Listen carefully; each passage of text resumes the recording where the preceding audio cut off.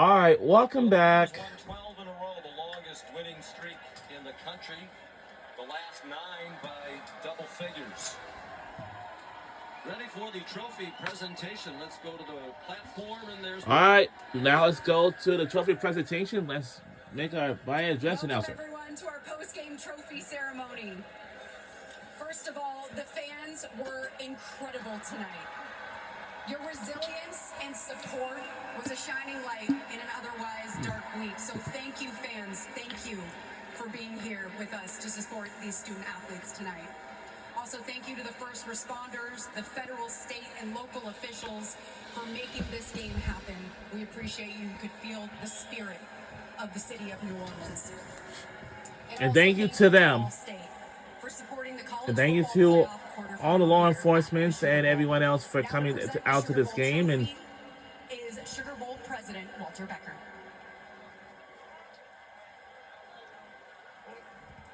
On behalf of the All-State Sugar Bowl and the College Football Playoff, congratulations to 2 outstanding teams for your effort this afternoon during this game and throughout the season. All right, Coach Freeman, congratulations on the win. And now, it is my pleasure to present the All-State Sugar Bowl trophy to Coach Marcus Freeman and the Notre Dame Fighting Irish. yes, Notre Dame Fighting Irish. Now they're all-state Sugar Bowl champions.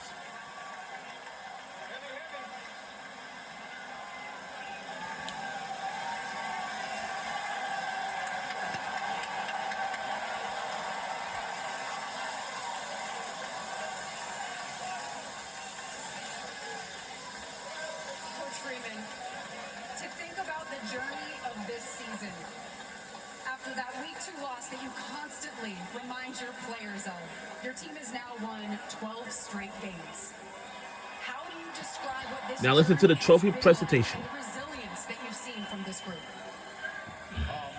Ma, I want to make sure that we, as we celebrate this great moment, I want to send condolences out to all those that were affected in New Orleans, the city of New Orleans. What a great moment. Let's listen to head coach Marcus Freeman for Notre Dame Fighting Irish football coach. One of these guys on the stage, because it takes everybody to achieve this, and they're a great group. They choose hard every day, and it's an honor to be a part of the program with them. You said at halftime you wanted your team to approach the second half in attack mode. How did this group do that in all 3 phases? It's a mentality. The coaches did a great job of calling it that way. The players did a great job of executing it that way. And it's not relentless effort.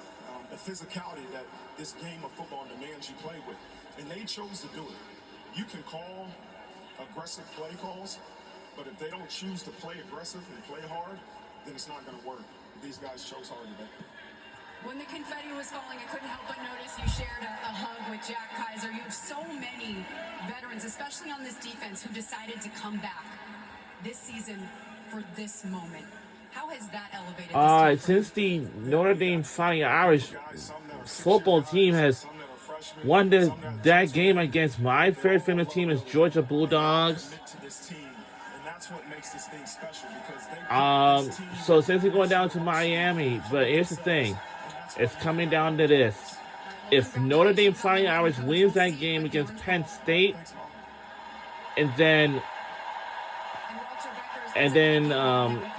they will head on for the national championship. But this is going to be their first national title if they make it there. And all right, here's the thing. We want to make sure we give all these fans right here, this band, the Notre Dame Nation. Yeah. See you next week in Miami. It's now time for our offensive player of the game. And it's no surprise it was the player who was hurdling guys in the 4th quarter. It was Riley Leonard. Come on over here. Riley, your coach just acknowledged the fans. This has been a really hard week for everyone in the city of New Orleans, but your fans came out and they supported you guys. How much did that uplift this group? Yeah, it's been a very hard week, and our thoughts and prayers go out to all the families affected. A couple days ago, we're praying for them. But for all these Notre Dame fans to show up anyway, man, it means the world to us. We felt them all game. I promise you, every third down, we felt them.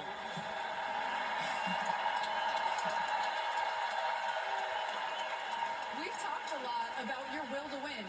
The fact that you are willing to do whatever it takes to win a game. How could you feel that propelling you forward at the end of this one? Well, I always tell myself, how can I not put my body on the line for these guys right in front of me right here? I mean, they mean the world to me. They kind of revived my career, and I owe the world to them. So shout out to these guys, man. I love y'all boys. So this is your team's 12th straight win. How do you make it 13? What does your team need to do at the next step in the semifinal? We need to do what we've been doing the past 13 weeks or so, every day. You know, our superpower is in our preparation and the character in this locker room, so we're not going to change a thing. If it ain't broke, don't fix it. All right, everyone, your offensive player of the game, quarterback Riley Leonard. And now for the defensive player of the game. X, get over here. Xavier Watts, everybody. You are so much fun to watch. And I've talked to you a lot about the fact that you came back for another season. Well, this was the biggest game of all. Here on this stage, how gratifying is that for you? I mean, it just means so much. I mean, we've been through so much as a team. Let's just assume that this is going to be Just okay. get to this moment and winning this game is just such a blessing. It's amazing. At halftime, Coach Freeman called your defense relentless. How does that embody the identity of this entire team in the journey of this season?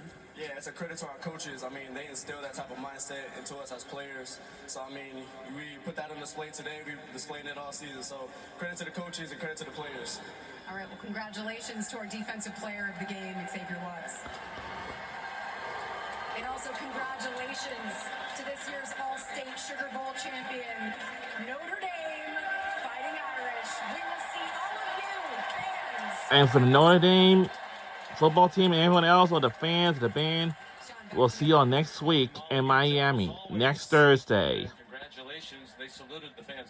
They waited a long time for this. You know, Notre Dame, for the last couple of decades, could not win a BCS game, a CFP playoff game, a New Year's Six game. Now they've won 2 games in this playoff, and it's an impressive team. First of all, starting with Marcus Freeman. Yeah. Does he get it or what? Oh, my goodness. I mean, in every aspect, to walk up, acknowledge what happened here. You know, and yesterday when everybody was processing what might happen, he brought his team together. And the first thing he did was mourn and pray. And then he got them back together later in the day and said, okay, here's the plan. You're going to play at 3 o'clock tomorrow. Here's what we're going to do. But it starts with him, but it is, as he said, a team in every sense of the word.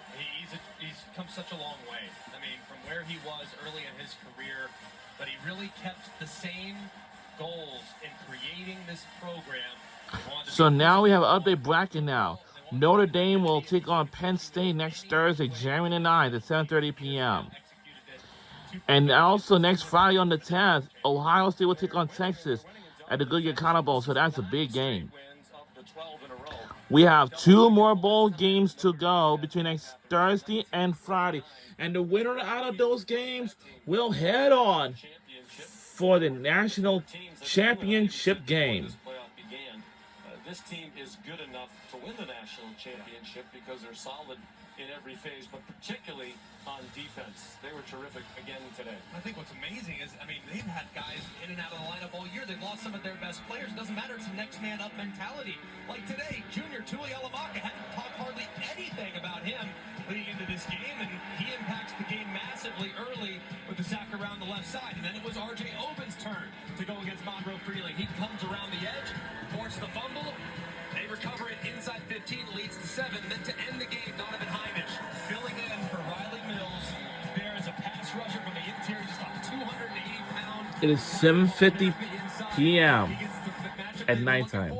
He closes the game. So I think the amazing resiliency of this Notre Dame defense, when one guy goes down, the next man steps up, and there is no drop-off whatsoever. It's a testament to their depth and the coaching that we've gotten from Al Golden and Marcus Freeman. Yeah, that was a big story coming in. You know, they lost Riley Mills in the middle of that defensive line. Would they be physical enough to slug it out with that huge Georgia offensive line?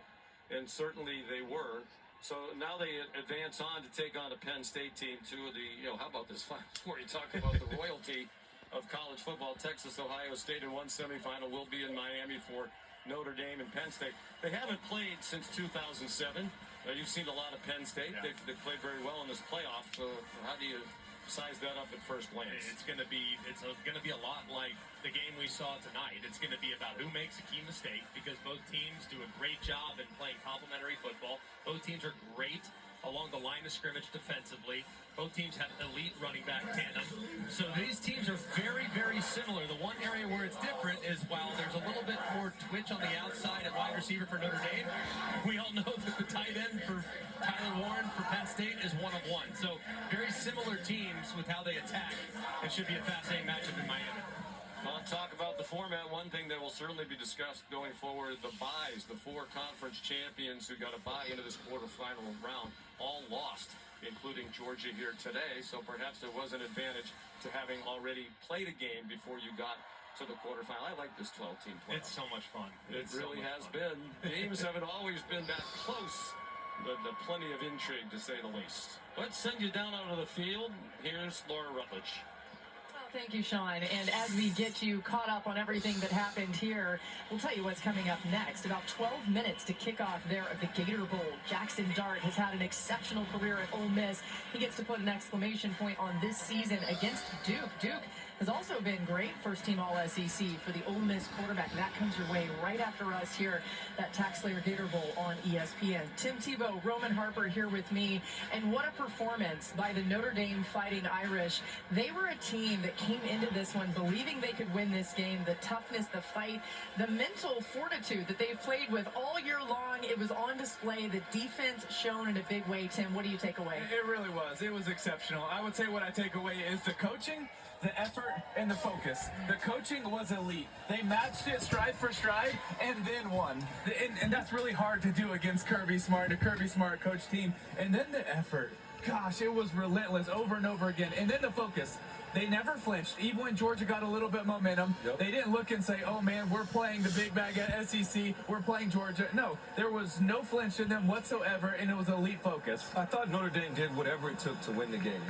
We heard the players talk about that over and over again. Before this game, Riley Leonard said, we got to outsmart them. Yeah. And all of a sudden, you saw that fourth down play where Georgia got Georgia to jump off sides. That was huge. And if you're Georgia, you can't have two turnovers and do these other things. But the legs of Riley Leonard was the difference in today's game. Him just being tough. He got hit, and all he did was get up over and over and over again. And for me, that was the difference, was Riley Leonard and creating with his legs. He only threw for 90 yards. Yeah. But he had just as much as that on the ground. Tim, I asked him about the hurdle where he hurdled over the defender, and he said, I almost broke my neck. But it wasn't a huge play. You saw him once again laying his body on the line for his team. And guys, it's not just about the yards and the stat with Riley and this team. It's about the inspiration that he is to everybody else. How can a defensive lineman not go out there and give extra effort when he sees his quarterback doing that? The stats don't tell the whole story of Notre Dame, and they definitely don't tell the whole story of Riley Leonard. I thought the stats were huge in this game.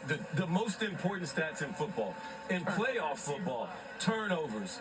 Georgia had 2, Notre Dame had none. Georgia 0 for 2 in the red zone. It was huge. This is Marcus Freeman in the locker room right now. I'm told we may be able to listen in on this. Apparently there's no audio, but let's read his lips. No, I'm just kidding you. But either That's way, okay. Either way, we know he's inspiring his troops. We know because that he's one of the best at that. He's telling them, enjoy this game, enjoy this moment. You earned it.